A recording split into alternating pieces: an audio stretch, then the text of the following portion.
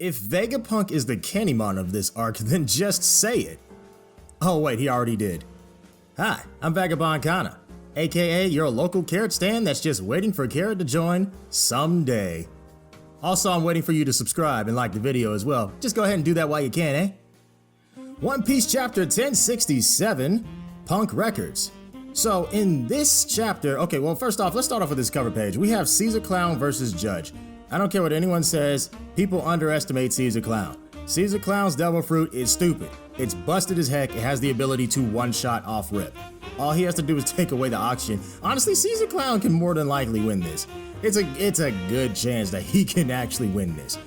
But assuming that Judge has hockey, which he better have hockey, it'd be kind of sad if he didn't, Judge should win.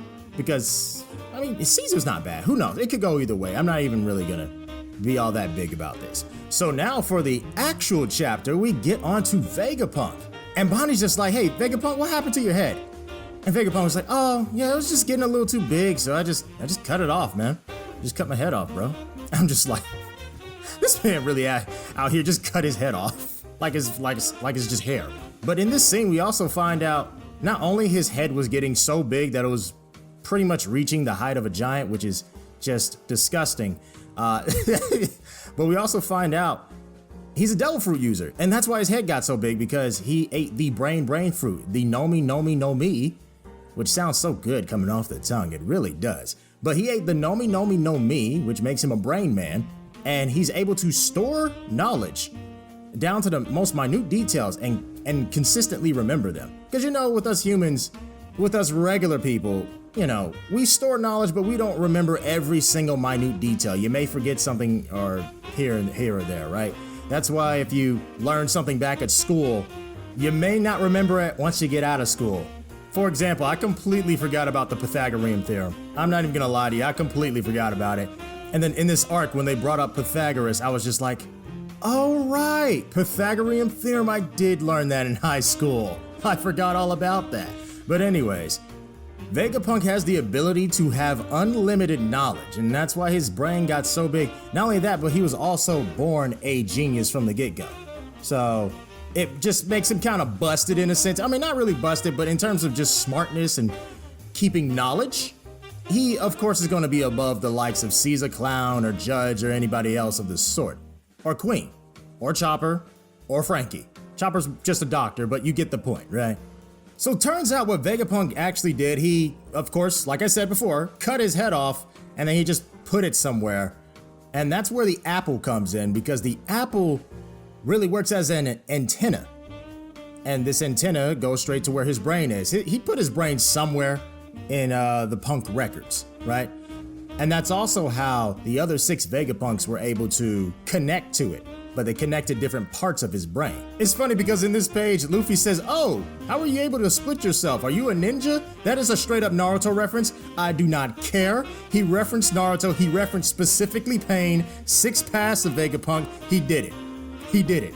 We getting this Luffy Naruto crossover, okay? And when we do, Luffy versus Naruto will be a thing. And my money's on Luffy. Yeah, you heard me, yeah. All jokes aside though, Vegapunk talks about how he wishes to share the knowledge of his brain to the world, and he can access other people's brain as well throughout the Punk records specifically.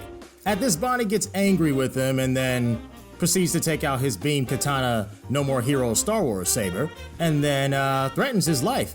And Vegapunk, in classic Vegapunk fashion, because honestly, he said this enough time for me to call this classic now. He says, hey Bonnie, wait, that's a failed product. And she's like, hey, I just tested it. What are you talking about? And he's like, no, that's actually meant to attract a lot of flies. So it's like one of those, it's like an LED light. or I forgot what they call it. An LED light that you have outside that attracts bugs. And it's like a bug trapper. You know, it's basically like that, only in stick form for some reason. I just don't know. But so Bonnie gets one-shotted by her own weapon. And just starts foaming at the mouth, and then at this point, Vegapunk he does have some remorse. He does feel bad for what he did to Bonnie's father, and of course we're gonna get into that a little bit more as the story goes on. But in this case he's showing his guilt. But then he also talks about Momonosuke, which is very interesting because he's like, oh yeah, I heard there was another dragon in Wano, and he's like, oh yeah, you're talking about Momo, yeah, he's a dragon. You did a good job on that. And it's like, but wasn't it a failure? It was like, no, it's like, what are you talking about? He's strong. He's able to like shoot fire and stuff and everything, and now he's the guardian deity of Wano, which I'm not gonna lie, partially triggered me when I heard that, but I'm not even gonna get into that. Yamato's the guardian deity of Wano. I don't care what y'all say. All right. I mean, I guess Momo can be too. Anyways, and Vegapunk, he asked him what color Momonosuke is, and then Luffy says he's pink, and Vega's like, see, that's what I'm talking about. He's a failure. And I had a sneaking suspicion Vegapunk was going to do this because CP0 a long time ago in Wano mentioned that this was a failure of a product. And I was just like, okay, how? Okay, after Momonosuke showcased that he was able to do everything Kaido could do, the Boro breath, the clouds, all that stuff, I was just like, okay, then how is it a failure exactly? And what actually ended up happening? And I thought to myself, I was like, please don't tell me he's gonna call it a failure because it's pink, because that is something Oda would do. And lo and behold, he freaking did it. So, but this goes into the character of Vegapunk. He's mad because it's pink. He's a perfectionist. And I'm just like, okay, do you, Vega, do you. Do your thing, man. I mean, you did a good job. He's just pink. See, Vegapunk, he's a fan of those manly colors, you know what I'm saying? No, it's really just he wanted it to be exact. But he did a pretty good job, all things considered, don't you think? But they didn't talk about this robot here, right? This robot was built over 900 years ago during the Void Century, and it actually attacked Mary Joa, or Mary Joyce, or however you freaking pronounce it, 200 years ago. And Vegapunk actually tried to recreate this with his Vega Force 1, but he was not able to do it exactly because there was a power source back then that was just so very different of a power source. Now, okay, here's the thing. I'm getting into theory territory here.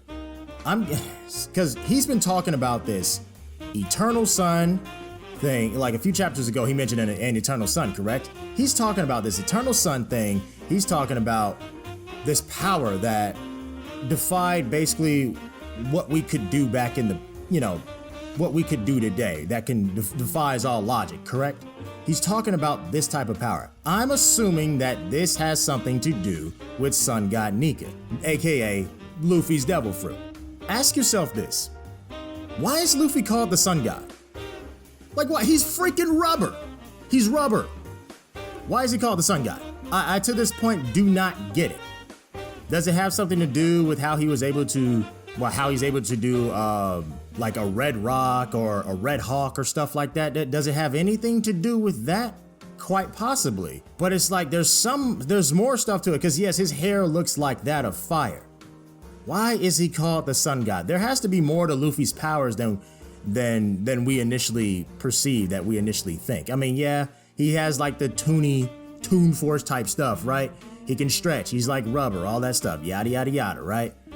But there has to be a little bit more. This is the most ridiculous power in the world, correct? So I'm assuming that Luffy's power has something to do with Vegapunk creating that Eternal Sun, because we're at that point in the story, right? So Vegapunk creating that Eternal Sun and whatever this wacky, crazy power is. I may be wrong on the latter, but I'm willing to bet that that's definitely the case in this case. We gotta see a little bit more. And I know a lot of people have their own opinions about Luffy's power, but I'm gonna be real with you. I'm obsessed with Gear 5 Luffy. I'm obsessed on what he can do, because this is really creative. You could just do I just want to see what Oda would do with it. I really do. But anyways, so we're with Nami and Nami's group, right? And after Shaka's done explaining to everybody in their group basically the same thing that Vegapunk is explaining about the whole robot and everything and how he's not able to replicate it, they get a call from CP0, Cypher Pole, Rob Lucci. And it says specifically here, this is Cypher Pole. We're requesting entry to Egghead Port. And their robots are like attacking them and stuff like the sea creature robot, sea king robot things or whatever those things are. I forgot what they're called. But Rob Lucci also mentions Juri Bonnie and says, hey, Juri Bonnie was spotted making her way to here. And it says, and he also says she served her purpose. Let's just eliminate her on sight. And I'm just like, okay, she served a purpose. What was she doing this entire time? Before this arc, she was at Mary Joyce in like an old lady form, right? And so it brings curiosity to my mind because it begs to differ. What was Bonnie needed for? Bonnie has a lot more bigger of a stake in this than we may initially believe. Because Akainu, back in pre-time skip, when he heard that Bonnie had escaped, he said it made my blood freeze. Why? What importance does she have? It has to be, it's either because she's related to Kuma, and Kuma's a part of a special kind of race. Therefore, and I'm assuming, this is just assuming that she's biologically related to Kuma, because you know how One Piece is. Nobody's father is their actual father. Everybody's like somebody's stepdaddy.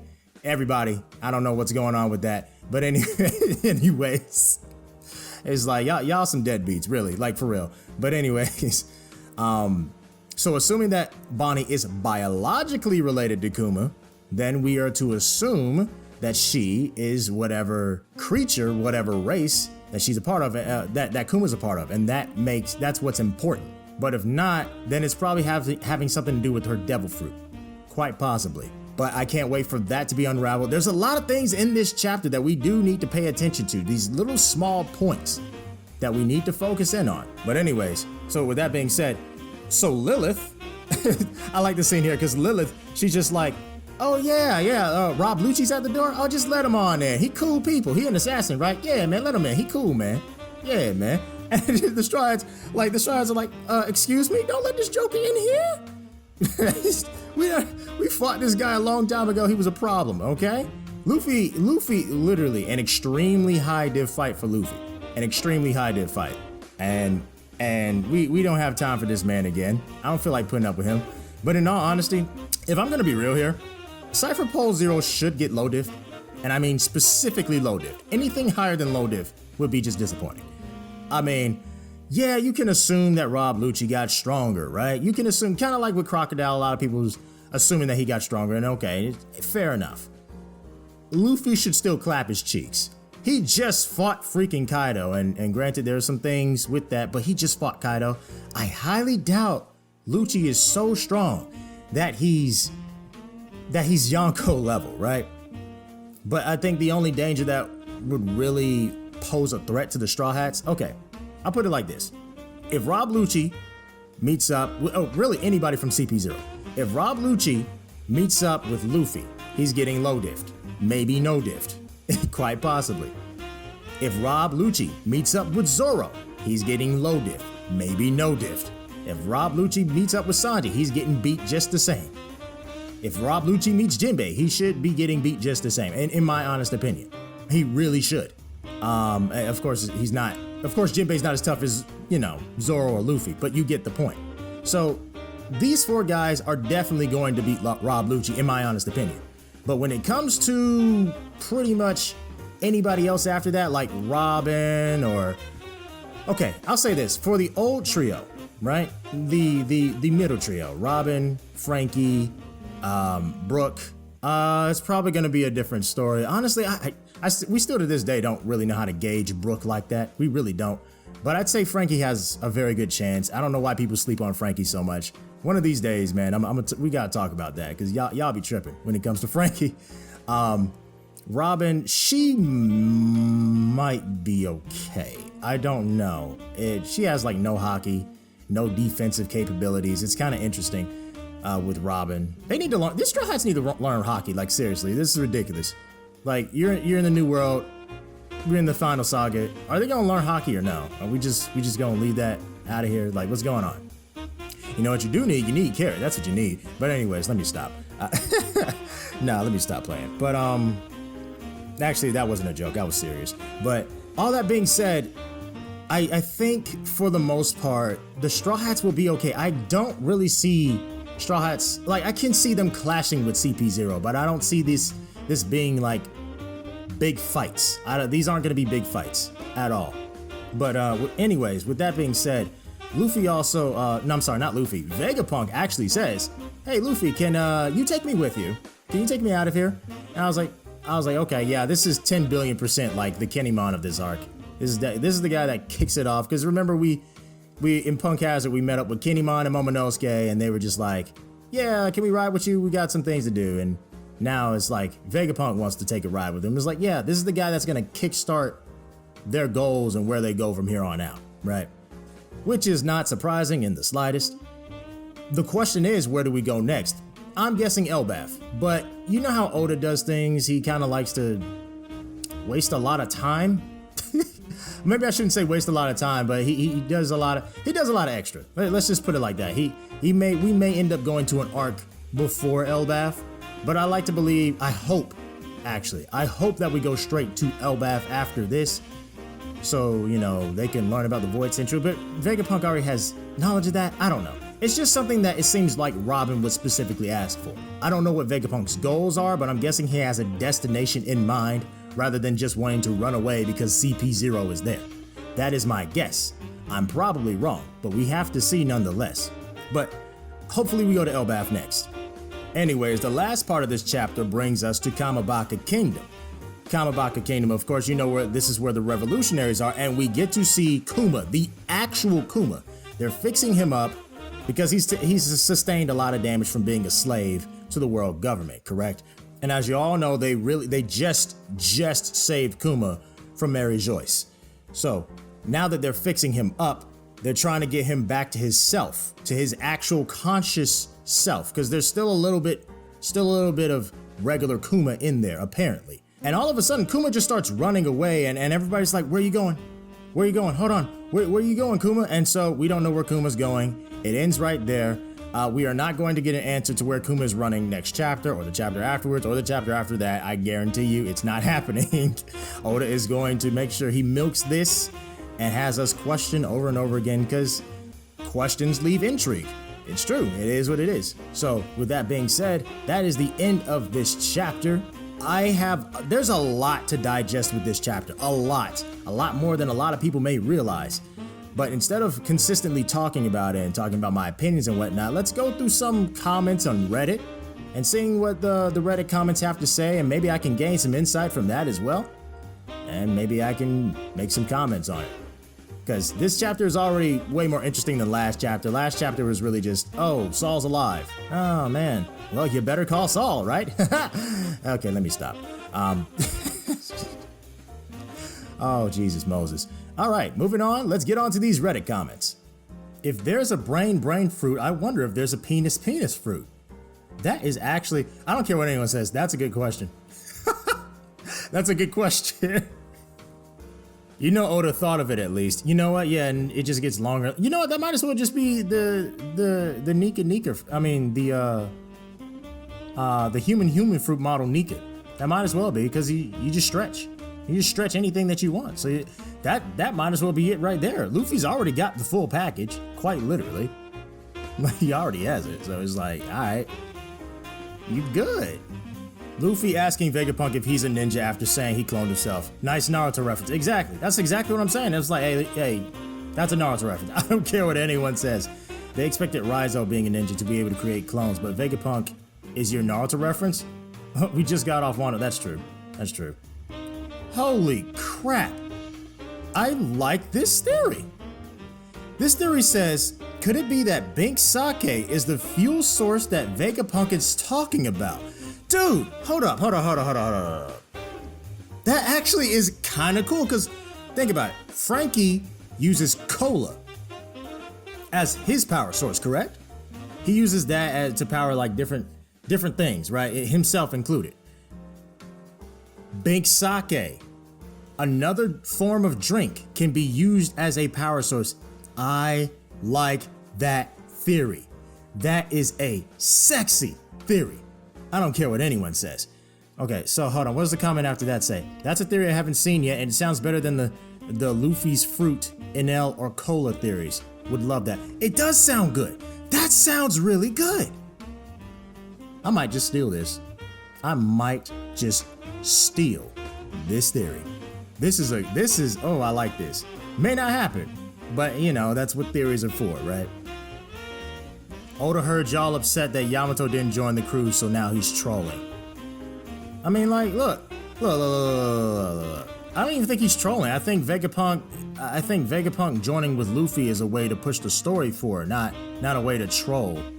Not everything that Oda does is a troll. Sometimes he's actually trying to push the story forward in some way. But in this case, I don't think this has anything to do with screwing over Yamato fans.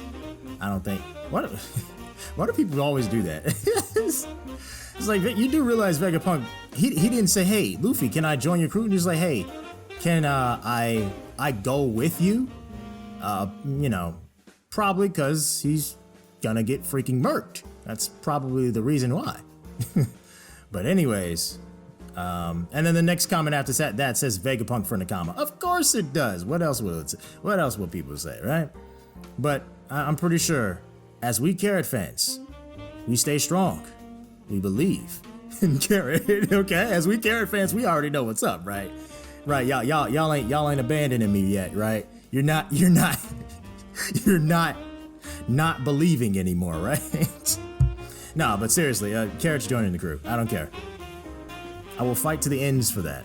I really will. And watch me be right. It's happening, man. It doesn't have a choice but to happen. The enemies in this arc look pretty disappointing. What can a bunch of CP0 agents plus one Seraph achieve on their own? Yeah, that's the thing about this, that's why I'm just like, I look at this arc kind of like I would say a punk hazard because it has a lot to do with science and other stuff like that, but in this case, that was when Caesar Clown was a threat. Vegapunk is not a threat. Vegapunk is an ally. Very clearly an ally. Very clearly. I look at this arc more as like a Zoe. Like I said before, like we get an info dump, a bunch of info dumps, and it may be shorter than we might think. There's like a tiny looming threat here, but we know for a fact that threat can be eradicated quite easily. That tiny looming threat in Zoe being that of Jack. And in this arc, it's pretty much it's CP0. It's like honestly, what is CP0 going to do against Luffy, Zoro, Sanji, and Jinbei? They are getting clapped hard, too hard, way too hard. And I don't know, man. And it's like Lucci, Kaku, and Stussy, I believe, right? And so, like, what are y'all gonna do? What are you gonna do? It's a Yonko crew, dude. It doesn't even make any sense. That's why I'm just like, if anything, the Seraph might play a role, but I'm not entirely too sure. I don't know. I have no idea. One thing that I do think, however, is maybe, quite possibly, CP0 might find something out very interesting instead of being like pointless and just there to get low diffed. I think they will find out something very interesting. They'll probably find out about the Iron Giant. That's what we're just gonna call it. They probably are gonna find out about the Iron Giant that's there and report that to the world government.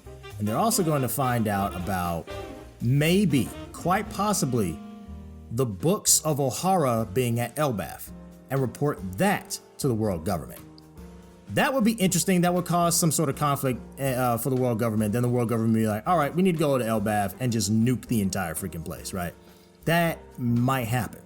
It is a high possibility if they actually find out about the books. I don't know if they will, but it would be nice if they did. I don't know how they're gonna figure out, but it'd be nice if they just did. This is not likely to happen, but what would really flex the Straw Hats as a Yonko crew is if Zoro does what he did in Whiskey Peak to Lucci's entire group. Like him and Brook just flatten CP0 and the Straw Hats leave clean. I'm very curious now about what Kuma is running toward. Is it Bonnie? Did Vegapunk make an implant in case there was danger? What did Vegapunk need to give to Bonnie? That's the interesting thing. It's like, as soon as they mention killing Bonnie, Kuma immediately, like Robot Kuma immediately just dipped. And it's like, what's going on? So it could have something to do with Bonnie. It's possible, I have no idea. We gotta see. But anyways, so the comment continues on and says, so it looks like Vegapunk or his brain will get rescued or his brain. Oh, okay. So it looks like Vegapunk or his brain will get rescued and go to Elbaf with the Straw Hats. Maybe we will get the lore dump by the Straw Hats going on the hive mind. Will they save the Stella body, one of the 6, or just the brain? I I like to believe the Stella body, personally. But that is a good question, actually, because what route would Oda more than likely take? I would love it, and I'm not even gonna partially kid myself here, I would love it if Atlas came along. That would be glorious. It could be all 6 that would be too much, wouldn't it? But they do want to kill all 6 of the other Vegapunks. That's what CP0 said. Unless they just get low diff before they even do anything. I don't know. I can see some of the robots getting completely trashed. I can see that happening. I can see some of the Vegapunks getting killed off. But then again, Oda doesn't really kill anything. Well, he does kill things sometimes, but just don't expect him to. I don't know how this is gonna go. But that's a good question. That's a very good question. I do like that. It does make me think, is it just gonna be the Stella body, or is it gonna be one of the 6 Vegapunks that goes with them? That's a good question. Great chapter. At this point, I wonder if Luffy would even need to take out Rob himself. Sanji could probably handle him. Exactly. Like, he can handle him. You know what? You know what you guys do need? You need Carrot. That's what you need. And speaking of Carrot, let's get into our Carrot Opium session. In this one, I'm not gonna take from any comments, but I will say for a fact that there are some people that think that Carrot's gonna join within like 1068. I hope they're right, but my personal guess of Carrot when she joins, or at least when Carrot is going to be shown again, I actually think that Carrot will not be shown during 1060. I do not think she'll be shown during any of the 1060 chapters. I also don't think she will be shown during any of the 1070 chapters. I don't think that's going to happen. Do I think she's going to show up in the 1080 chapters? That is what I'm banking on.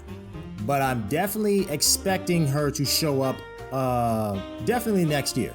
Next year's the Year of the Rabbit, and that does mean something to Oda, because Oda was also born during a time of the Year of the Rabbit. He did mention something about how, a lot of great mangaka were born during the Year of the Rabbit, and he also wanted Akira Toriyama to have also been born during the time of the rabbit, but no, he doesn't represent a rabbit. But anyways, that's a whole lot of extra research that I might put into another video one of these days, but for right now, I'm just gonna say that the Year of the Rabbit definitely means something to Oda, as he is also born during a time of the Year of the Rabbit. The 1080 chapters are going to be next year. We're not going to enter into any 1080 chapters this year, for sure. So I expect something Carrot related to happen next year, maybe specifically within the 1080 time. Not only that, but eventually there's going to come a time something involving the moon is going to occur, and the moon is going to be very important. Everybody's expecting it. And how in the actual heck do you expect us to deal with the moon without dealing with the moon bunny? I mean, honestly. So yes, I do actually expect something Carrot related to happen during the 1080 range. Maybe exactly 1088, who knows? But I do not expect anything within the 1060s. I expect literally nothing during the 1060s. And I expect literally nothing during the 1070s. If I'm wrong about that and something does happen during the 1060s of what else we have left, or the 1070s, then I will absolutely, positively be happy. But for right now, we need to play the waiting game. This is something that we just gotta do. Carrot stands alike, Carrot fans, we gotta wait. We gotta wait. And yeah, like, of course, we can look at like different like pieces of evidence and things that relate to Carrot. But at the end of the day, I've already resolved in my heart that like this girl is joining. I've already had that resolved. So any more evidence is just, to me, wasting time. It's just like, look, she's gonna join. So I'm not really worried about that portion. But it's when that I'm worried about. It's not how either. I'm not worried about how. That's the last thing I care about, honestly. It's when. That's all I'm really focused on. But yeah, that's just all I have to say for this Carrot Opium session. Definitely keep an eye out during the 1080s. If she appears before that, I will be absolutely surprised. I really will, because there are some things that we need to touch on the Egghead Island arc. She could appear out of a barrel at some point in time or something, or a box or something on the Straw Hat ship. I do think it's kind of interesting that Zoro and Brook did stay back, but we gotta see what role Zoro and Brook is gonna play, because we have different factions so far. We have different groups of Straw Hats. Luffy on the ground, Nami and them up top, high in the sky. I think in the Punk Records area or something. And then you have Zoro and Brook on the boat. So there's that. Something may happen this arc, but I kind of doubt it. I'm starting to doubt that something will happen involving Carrot this arc. But I'm expecting 1080. I'm expecting around that time. Definitely. Will it work out? You never know. But hey, if you enjoyed this video, please by all means like and subscribe. Come and join the Vagabond's journey. We will be back next week. And matter of fact, I'm going to be working on a One Piece video. I have to get a few other videos out. We got some Sonic stuff we got to talk about. I got to talk about Sonic because we're doing Sonic content on here now. So that's a thing. That is a thing. So if you're into Sonic, definitely check out that. But I do have some One Piece stuff that I'm going to talk about very soon, and this one's going to be a controversial one. A very controversial one, and I am so excited for it. So stay tuned for that. And with all that being said, Vagabond gone.